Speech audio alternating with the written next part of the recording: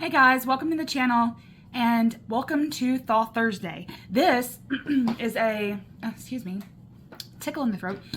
This is a viewer request, so thank you to the person that asked me about this. The original question was asking about the art card and like just wanting me to do a general, what's it about, right? And I've gotten out the lovers and art in the 3 decks that I'm going to share because, let's do it this way, because this comes first, the chicken or the egg, all right? I can't talk about art or the art card or the temperance card in traditional decks without talking about the lovers, because in this particular deck, and you could say that the non-Marseille tarots, the tarot decks that do not derive from Marseille teachings derive from all the same Golden Dawn thing, okay? Including the Thoth and the Rider-Waite-Smith and any of their clones or influencers, okay? But in this deck specifically, and the way Crowley talks about these cards, art and the lovers they're intrinsically linked. I can't really talk about art without talking about the lovers, so that's why they're present. With that being said, we're going to look at the lovers card first since it comes before art. All right. Now the decks I have out are the original Thoth deck. I have my Quintessential Thoth and my Wild Essence Thoth. And just because if I do say so myself, I like the way that I was able to envision each of these cards in these 3 decks. Now what's interesting about the lovers card specifically, okay, let's put these up here just so we're not getting confused. What's interesting about the lovers card is that Crowley calls this card the twins. Okay, so it's really the brothers. And in a traditional sense, we tend to see like romantic partners in this spot, okay, in this card.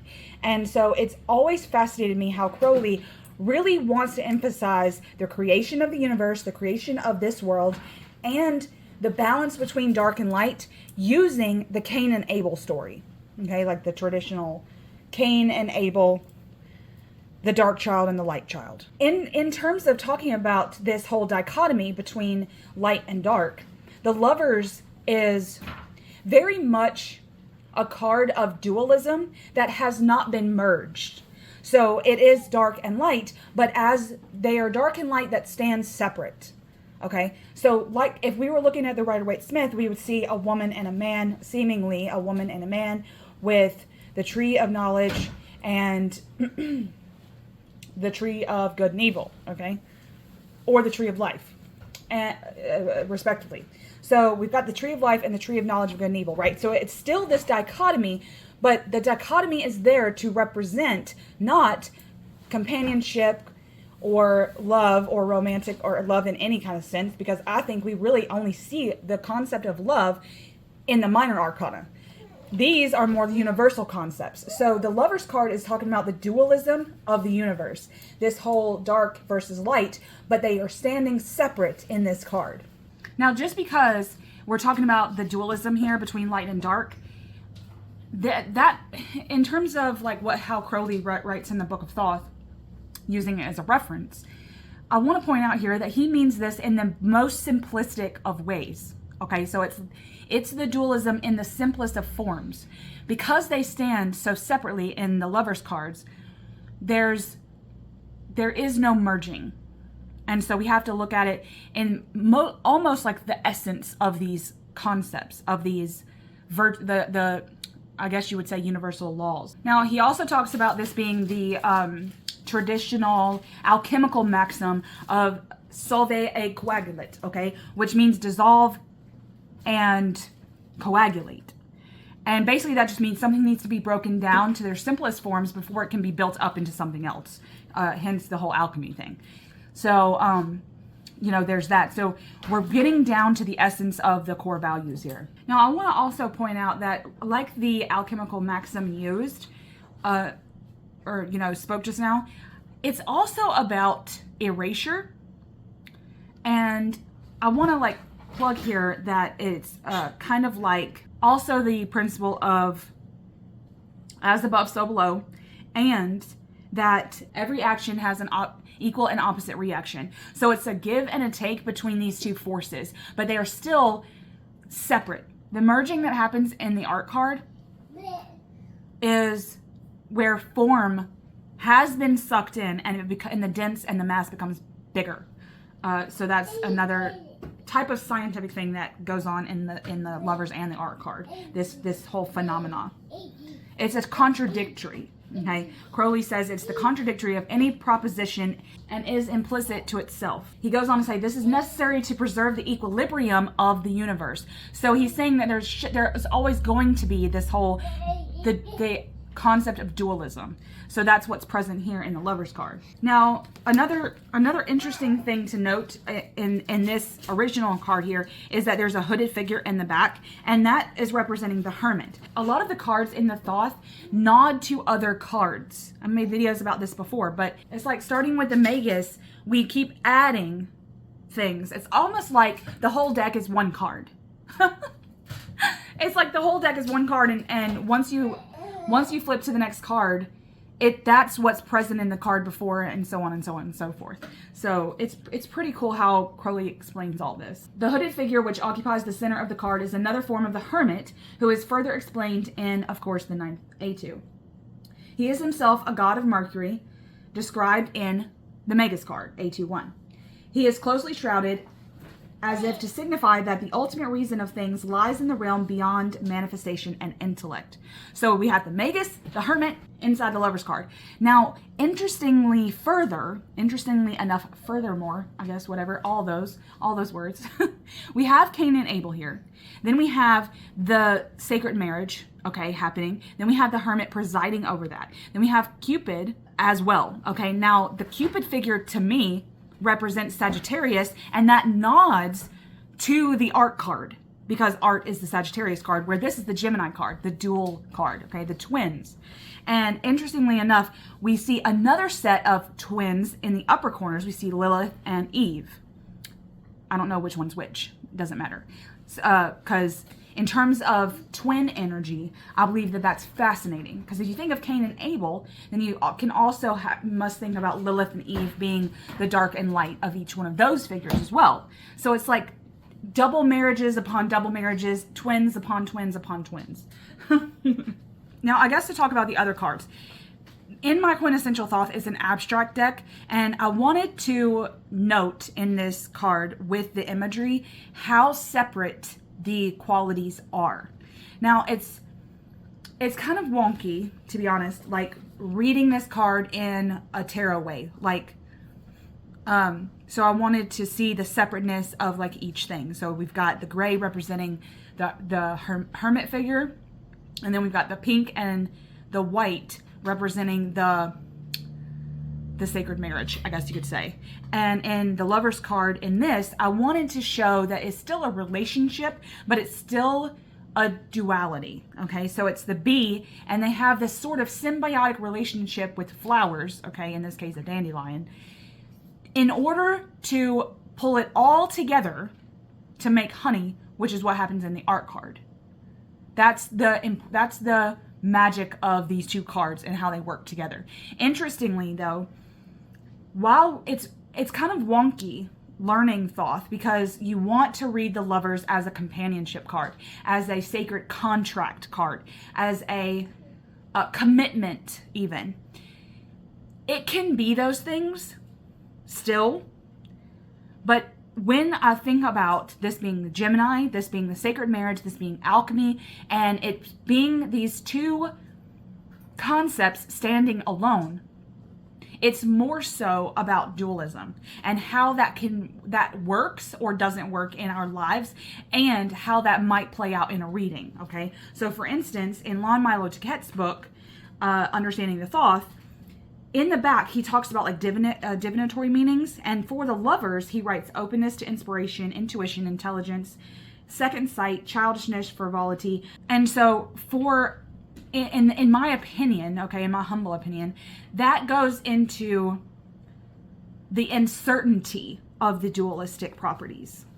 Because we want so much for things to be what they're supposed to be already, like in terms of the art. Like we're not really concerned with the bees, we just want the honey.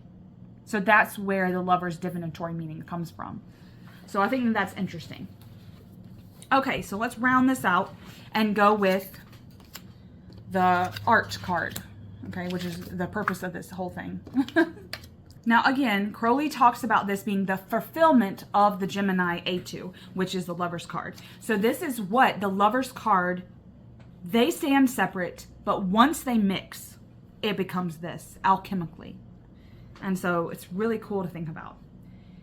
Also astrologically too, because Sagittarius is the opposite of Gemini on, like, you know, the zodiac wheel. But it's where these dualisms come together and become one. And it's that whole thing, this whole universal concept about these two things coming together to make one.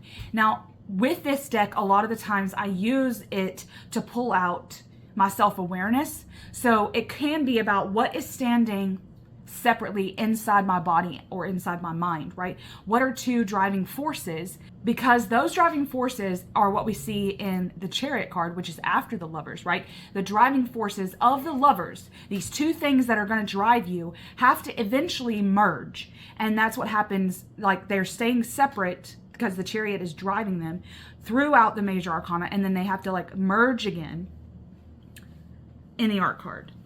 So it can be about self as well. Now, another cool thing and reason that I use bee imagery for my wild essence Thoth is because there's bees and snakes inside the art card of the original Thoth, the OG. Because the bee represents one dualism, one side of the coin, and then the serpent, of course, and then the serpent representing, of course, Cain. So, you know, in the dark half of this dualistic nature. But in this card, everything is either swapped or mixed, and that's the whole point. What did the bee and the dandelion standing separate, but yet having this almost parasitic symbiotic relationship, what did it merge into? They were two driving forces. They both had vocations in their life, but what did it amount to? And it amounted to honey. Right? It's a divine mixing, which is kind of where I was going with in terms of imagery for my quintessential abstract Thoth. This whole oil and water. But it can't even be oil and water because they will never mix. It has to be something mixable. Let me read from Book of Thoth for a second. The equilibrium and counter change are carried out completely in the figure itself. The white woman has now a black head and the black king a white one. She wears a golden crown with a silver band, he the silver crown with a gold fillet. But the white head on the right is extended in action by a white arm on the left, which holds the cup of the white gluten, while the black head on the left has the black arm on the right holding the lance, which has become a torch and pours forth its burning blood. So everything has been swapped around from the Lover's card, specifically. So where the male presenting figure in the Lover's card would be doing something, the female portion of this androgynine figure is doing it in here. It's just to represent the merging. Also, I like the fact that they're using green imagery because that can lead us into color magic and like the primary color wheel, okay? Or the color wheel. Mixing, if you will, color mixing. Now, I think that in terms of alchemy and in terms of the self, however you read tarot, it can be said that this card really represents the magnum opus, your magnum opus. This is the great work, okay? This is purpose. This is what you were put on this earth to do. And this could be a macrocosm level, on a macrocosm, or a micro. So this could be your purpose, or this could be purpose of humanity, or purpose of the universe. Like, what is the whole purpose? And so this card really, its job in the Lovers and the art card in the Thoth is trying to let us know what the purpose is, or to at least learn how to meditate on those forces. To sum up, I'm quoting Crowley, to sum up, the whole of this card represents the hidden content of the egg described in the Lover's card. It is the same formula, but in a more advanced stage. The original duality has been completely compensated. After birth comes growth, after growth, puberty, and after puberty, purification. It is foreshadowed the final stage of the great work. I think when we're talking about the OTO and like the Golden Dawn, the Hermetic Order of the Golden Dawn and all that, the objective, the great work for them, I believe is like ascensionism or enlightenment. So you could think of it in those ways as well. But I kind of tend to go more micro, macro instead of full-blown ascensionism or enlightenment. But you could think of it in those terms. On some kind of bare level, on some kind of essential level, this card, I believe, is a harmony, if you will. This is harmonization. That's it. Again, let me read you Crowley's writing. This is the only crude symbol of the spiritual idea, which is the satisfaction of the desire of the incomplete element of one kind to satisfy its formula, assimilation of its equal and opposite. I also want to say that that Milo DuQuette talks about the name of this card really being the bringer forth of light, the daughter of reconcilers. So it makes me think that in this merging, this ends up being the hermaphroditic daughter of the Cain and Abel story. Like instead of it, like they were twins, and then through their explosion, okay, this egregoric explosion, and that they get erased somehow, and it becomes this hermaphroditic daughter instead of the twins. So that's pretty cool to think about too. So anyway, okay, so there was just a little on my thoughts on this, on these two cards. I hope that it answered any questions that you have. Let me know your thoughts. If you have anything to add or subtract from the art lovers exploration, let us know in the comments. I'm sure we're all interested. All right. Come back for some more Thoth love on a Thursday in the future. Okay? Hope everyone's having a good day. Much love.